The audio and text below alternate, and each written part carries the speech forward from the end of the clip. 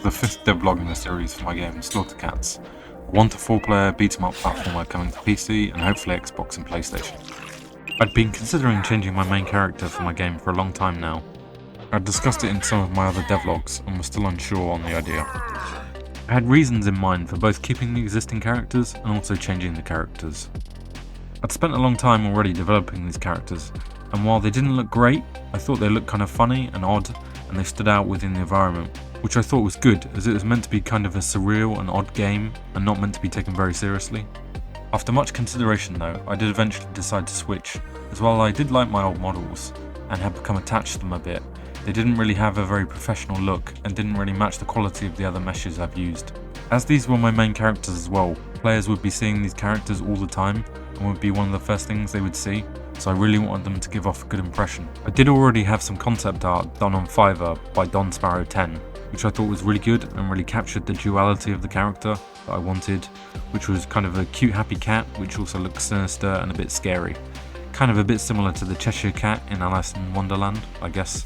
With that in mind, I went back on Fiverr to find someone who I thought could do justice to what I had in mind, which was essentially the concept art in 3D form, with a bit more detail obviously as it's in 3D. I found danildanylenko, and based on the images of other projects he worked on, I thought he looked like he'd do a good job. I ended up paying $250 for the rig model and provided the concept art and the model I'd built before. We worked through the concept and design process together, with danildanylenko providing regular updates and myself asking for many adjustments. The fur throughout the later stage of development was not quite what I'd hoped for, as I wished for in some ways the muscularity of the character could show through the model more, but I was well aware that obviously adding fur to a character is going to hide the muscularity and there's little you can do to avoid this. His initial delivery was good, but there was a couple of issues. Immediately I noticed the tree poly count was much higher than I expected, at roughly 180,000 tree polygons, and this was due to some misunderstanding between the two of us. I played around with decimating some of the geometry in Blender and managed to get the poly count down to around 120,000. And while this wasn't too bad, if there was 4 players on screen this would be almost 500,000 polygons still, which I thought was probably a bit too high. After importing the model into Unreal Engine, I could also see the fur wasn't quite what I imagined, and I don't think it looked great at a distance, and this was arguably most important, as players will see the model most of the time from a bit of a distance. After a bit of back and forth, I agreed to pay extra to have the fur redone, as the underlying body and teeth and everything else I thought were all really good. It's just I thought the fur could be improved upon, and I really needed it to shine, as this is what players will see throughout the game and would hopefully help attract players and sell the game. After a bit more direction, danildanylenko delivered a newer version with updated fur. I wasn't initially that impressed with the look of the Unreal Engine materials danildanylenko had provided, but after playing around a little bit I managed to change the look of the character by adjusting the materials, and I thought the result looked great. I was really impressed with the final result, and I thought it looked really impressive, and the poly count was around 60,000 tree polygons as well, so that was ideal. I thought danildanylenko really nailed the face and style of the fur and really captured the look of the initial concept art. Once I was happy with the model, I went about making variations to replace my old characters. I previously had a set of 5 characters that I wanted to recreate and replace.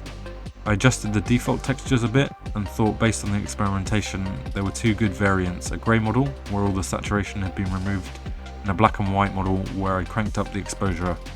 When experimenting with the character I noticed the character without fur looked kind of cool and a bit scary like a psycho cat, so I thought I'd add this as another variant and name him Winston, as I thought it was a good juxtaposition of a cat named Winston which looked like this. I then started working on the replacement characters. 3 of the characters had plain fur with not too much colour variation, unlike the main model. I decided to use the texture from the initial model, as the texture of the fur was a bit more monotone, so closer to what I wanted. I altered the texture a bit to fix some small issues as well.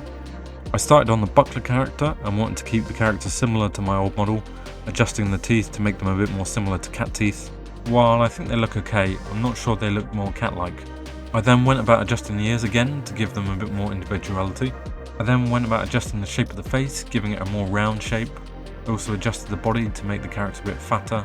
I think the result turned out pretty good, although the face looks a bit more bat-like, but it's still okay, and does look similar to the original model. I then moved on to the Fluffs character. I wanted to have some large bottom teeth to make the character look kind of derpy, and I adjusted the size of the mouth to properly fit these large bottom teeth. I then adjusted the ears on this character to make the character a bit more unique, and adjusted the shape of the face, adjusting the cheeks out further and bring down the jaw of the character. I also want this to be the fattest playable character, so I adjusted the mesh to make him quite fat, but unfortunately I had to limit it to a certain degree, otherwise the animations I use wouldn't work well with this mesh, as parts of the mesh would clip through other parts of the mesh. The final character, Whiteyy, I want to keep almost exactly the same, but just change the smile to have more slim, long, sharp teeth, more like a kind of Venom style smile, but I kept the rest the same except for the ears, which I adjusted slightly. I also want to add some more interesting cat fur patterns, so I decided to try and add a Bengal cat style pattern and also a Toyger cat style fur, as I thought both of these looked pretty cool and would be a good variation from the existing designs. Unfortunately, the fur had some issues with UV placements of the hair cards, so I had to spend many hours adjusting the hair cards on the UV map. While the result isn't perfect, I'm happy with the results, and certainly from a distance it's hard to notice any imperfections. I thought I'd have two different versions of the same fur with two different colour variations, and then both characters would have differing eye colours. I decided these two characters would be called Daisy and Delilah and would be twins. I decided to reduce the size of the teeth for the Bengal style cat model, and adjusted some of the directions the teeth were facing to give it more of a quirky, weird smile. I then added a kink to both ears, making them more pointy. I also adjusted the eye shape to make the eyes a bit more unique, and adjusted the face shape to make it a little more rounded. I like the finished version, although I do think it looks a bit less cat-like and a bit more like a demon or gremlin, but I still like it.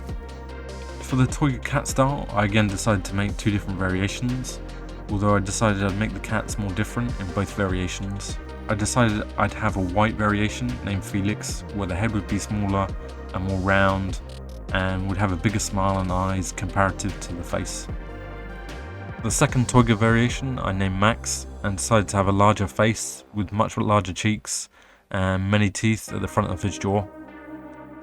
While I think the results turned out okay, I still think there's room for improvement, especially in the Toyger variations, and as with all things in this game, I'll likely go back and adjust things and experiment to see if I can get better results.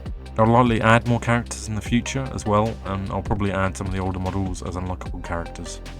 Thanks for watching. If you like what you see, please subscribe to the channel, and you can also wishlist the game on Steam if you're interested. The link is in the description.